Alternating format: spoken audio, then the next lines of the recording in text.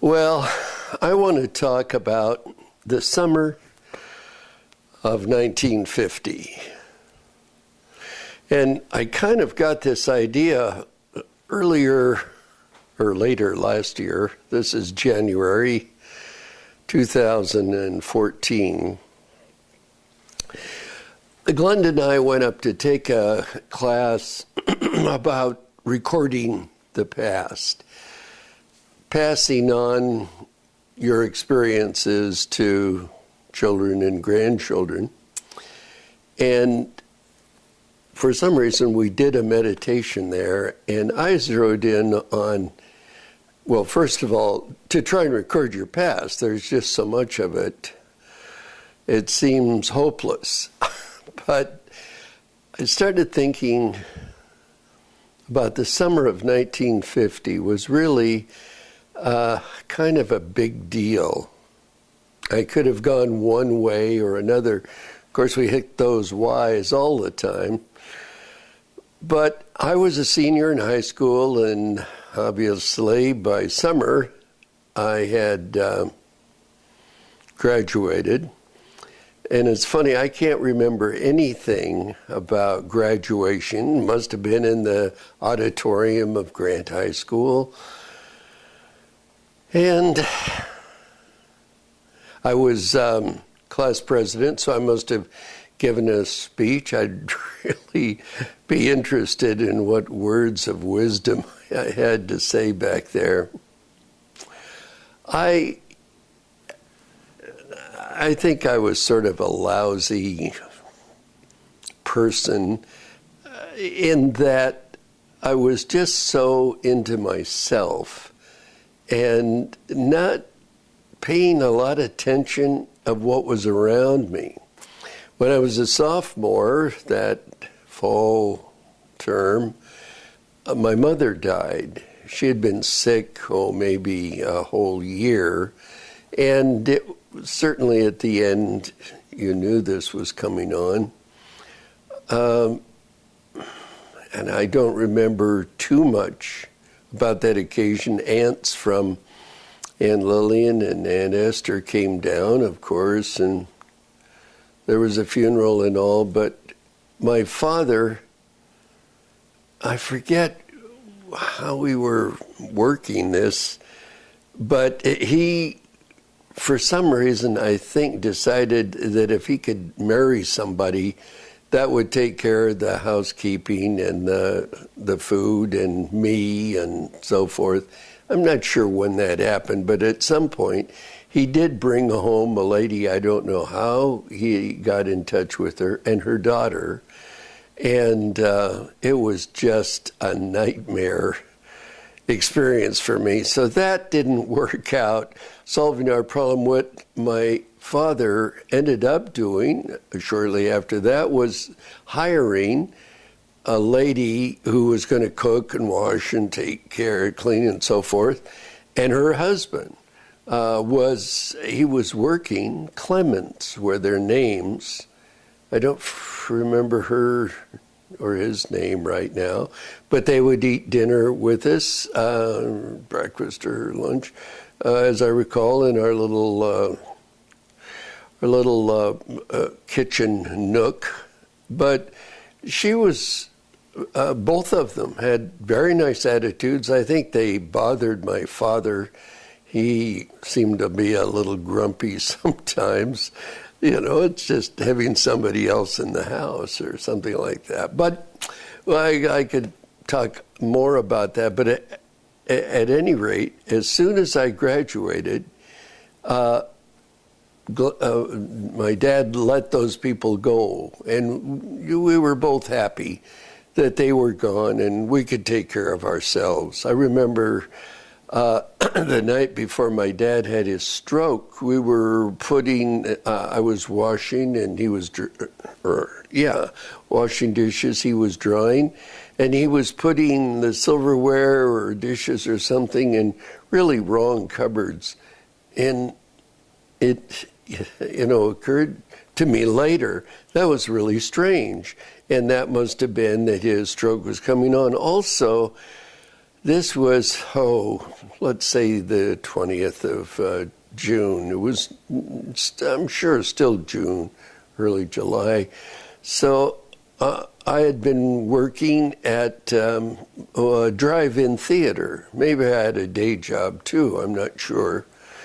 But it was early on doing our bachelor thing that he had that stroke. And I think that day I was downtown. I don't know why that would be, or if it was really that day or maybe that week, but I remember it as the day of his stroke. He was a draftsman, a really low on the scale of workers for the government. He worked at that time for the Army Engineers. He had worked for the Bonneville Power Administration many years ago, and then I forget during the war, but I think he was pretty stabilized in that job. And then he got out and did some work for an insurance company. He was an insurance inspector and used to travel up to Camas to that paper mill and inspect equipment up there. But at any rate, he was now back at the Army Engineers. And when I went up that day, he was asleep on the desk. He just had his head down like that. And this is one of those open areas where there are all kinds of drafting tables around. And I went down the aisles and through to find him, and there he was. Seemed really strange to me. I think I, patted him on the elbow, and it seems like I said, "Gee, Dad, you shouldn't be sleeping here." But it never occurred to me, or to him.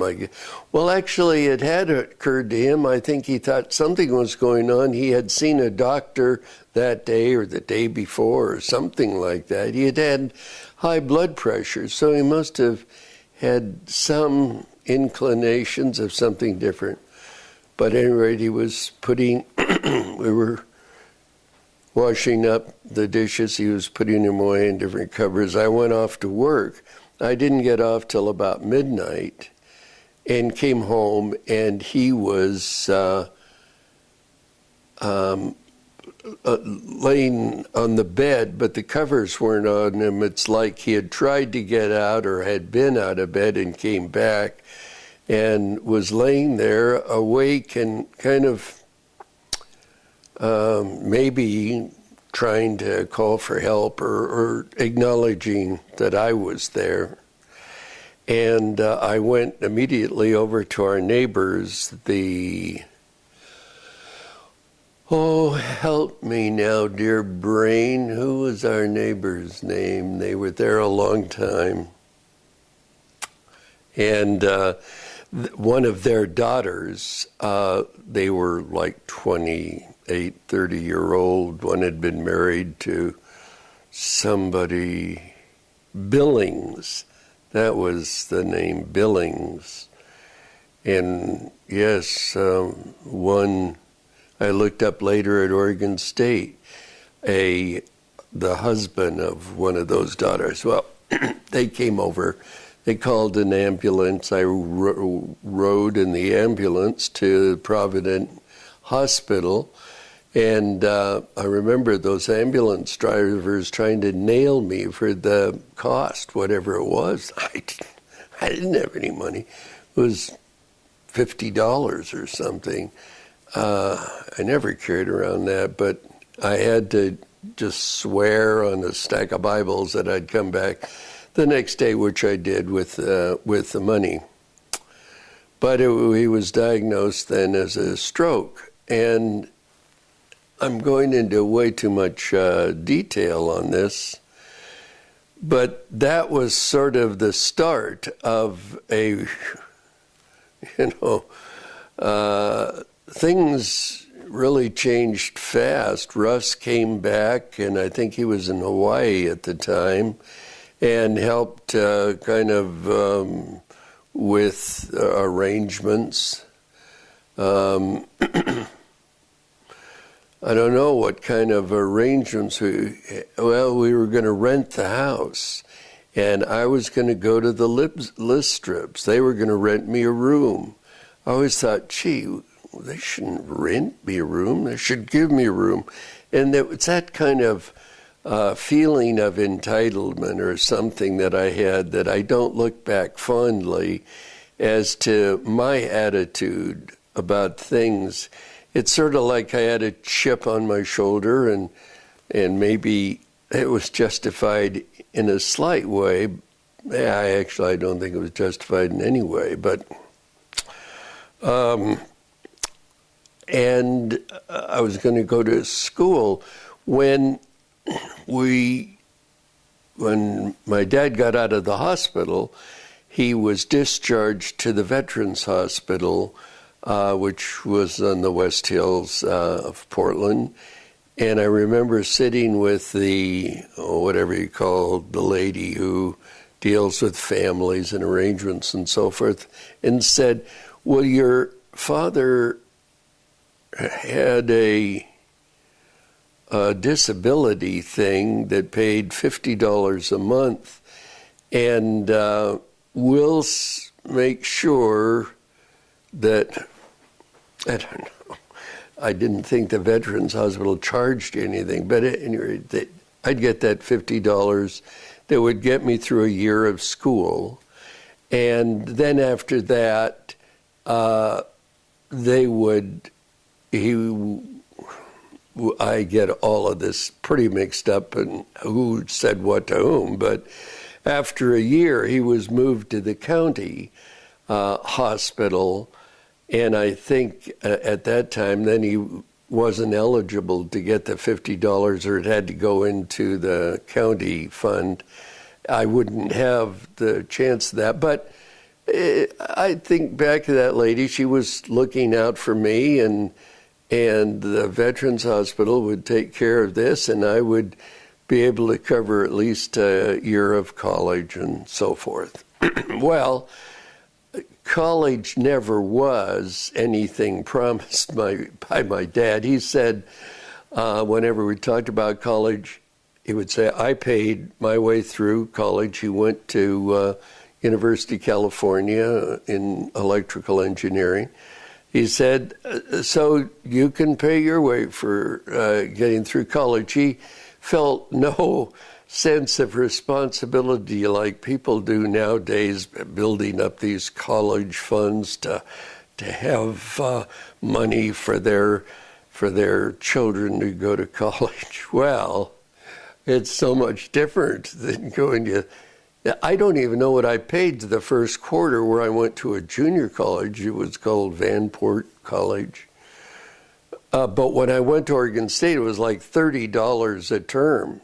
And then you had to buy some books, and there were living expenses. And I stayed in a fraternity, which I could reduce those expenses by doing dishes or serving food or, things around the house like that. Well,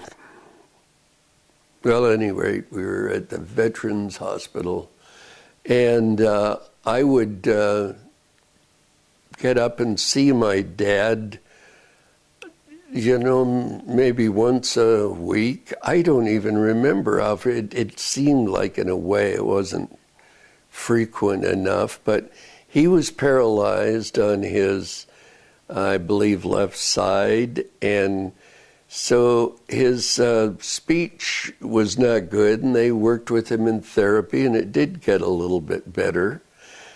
He lived for 2 years, died at the beginning of my sophomore year. I hadn't thought about that. It was fall for my mother. She died in December of 47, and then he died the fall of what would have been, I guess, 52.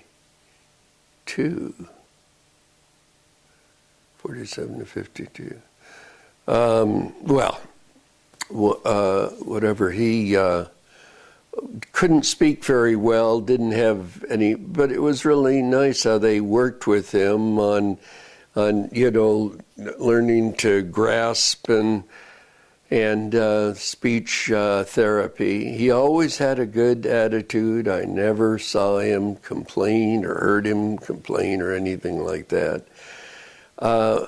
And off I went to live in the, who did I say, the Howard, Howard and, Listrips. I had a slight memory freeze there. I went to Vanport, and I don't know how I talked about that or how I even came up with it, but it was the cheapest alternative I had, and people encouraged me I ought to go to college. And staying at the Listrips, I had to play, and I had, by that time, a Ford, I don't know, a 37 Ford maybe, and it leaked a lot of oil. And I was always self-conscious about parking it anywhere because it would leave a big oil spot. I was worried about that. The Listrips never complained, but they were long time friends of the family. They had 3 children, a boy and 2 girls, but they were quite a bit older than Russ, so they weren't at home, and it was just the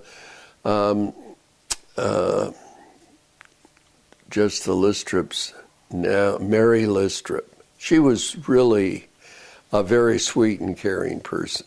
She said, going back to that thing about paying, my attitude, she mentioned when paying, it was just a nominal sum. But when their son graduated high school and was working and so on, and lived at home, he paid rent too. This is kind of going back to the Depression era people, the Jenners, who I'll talk about later.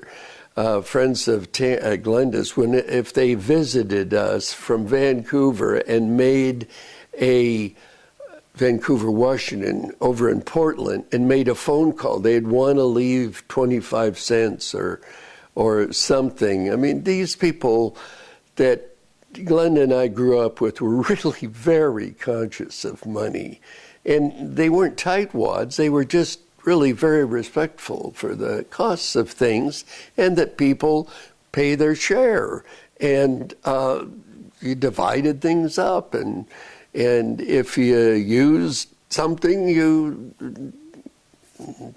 sometimes would pay a little bit. Well, at any rate, I would drive out to Vanport School, which was located in an area that was called Vanport during the war. There was shipyards out there, and they built a lot of low-cost housing.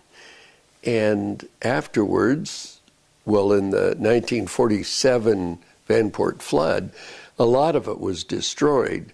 And then they took that down and became, years later, shopping malls and whatever. But the school was very small. I think it later turned into Portland State, where I got a master's degree because Portland State hosted some professors from the University of Oregon who would come up there, and it allowed this newly started school called Portland State College to have a master's in business program for people in Portland who couldn't quit their jobs and move to Eugene.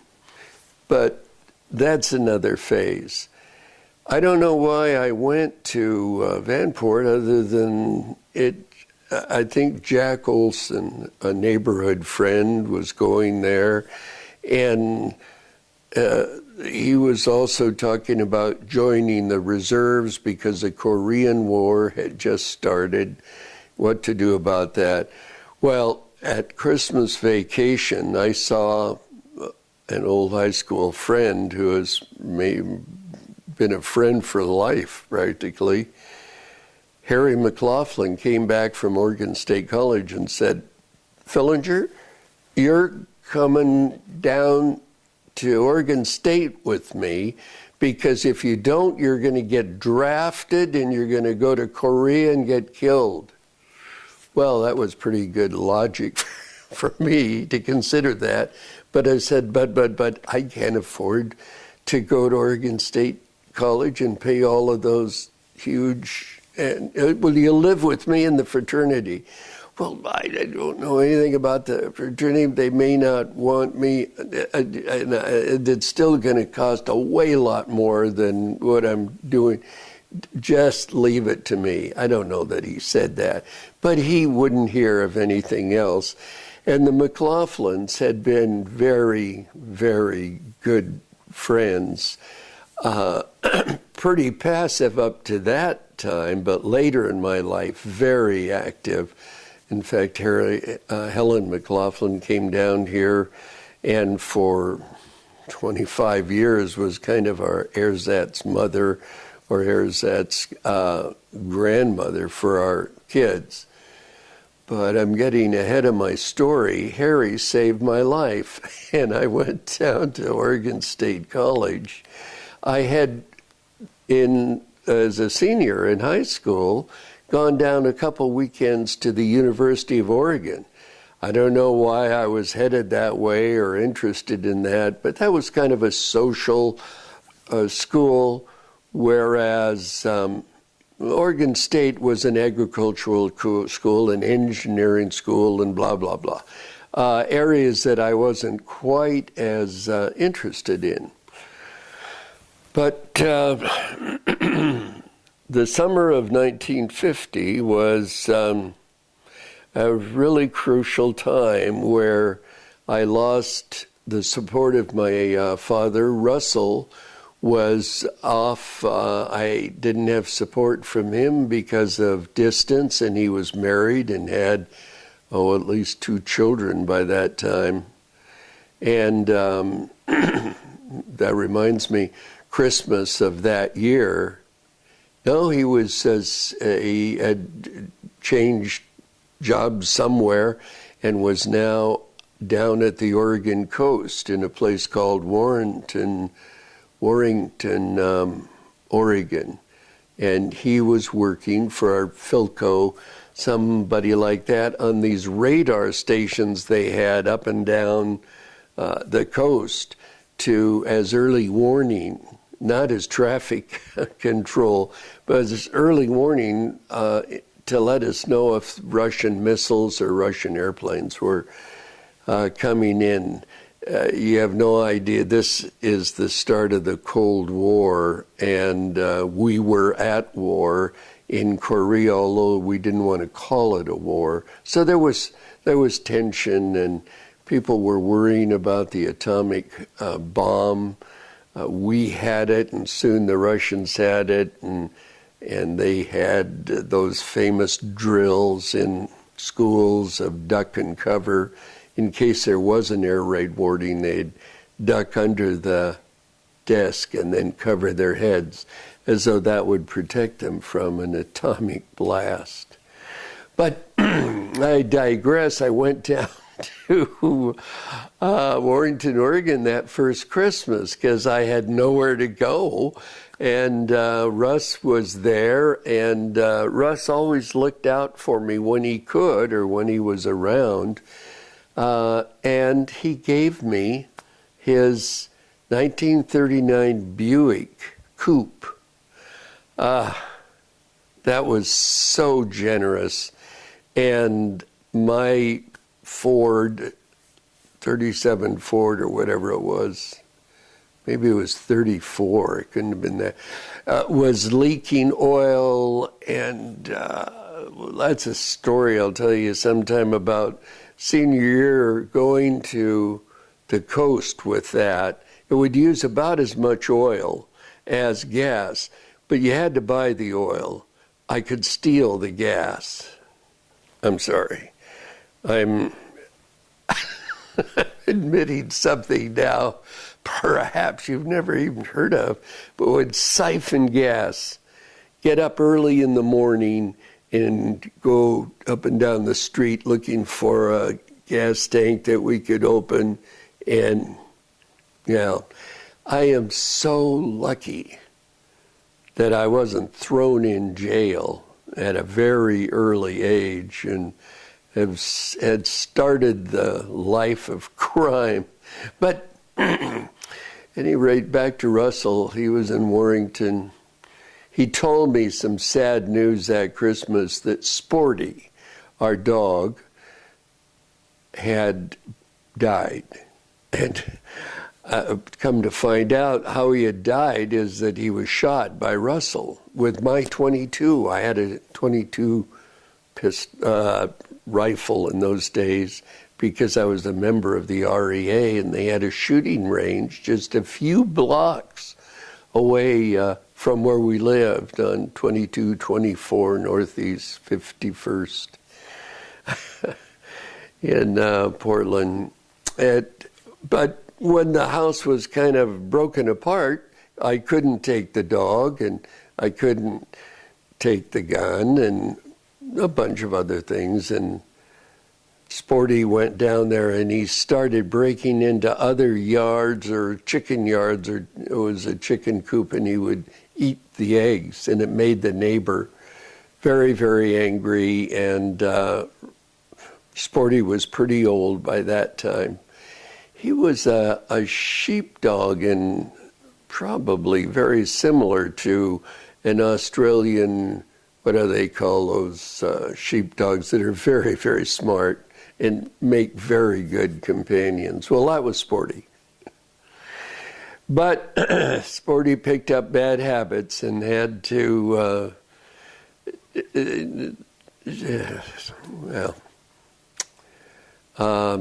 was kind of a lonely Christmas, other than that 2 or 3 days that I was down at the beach.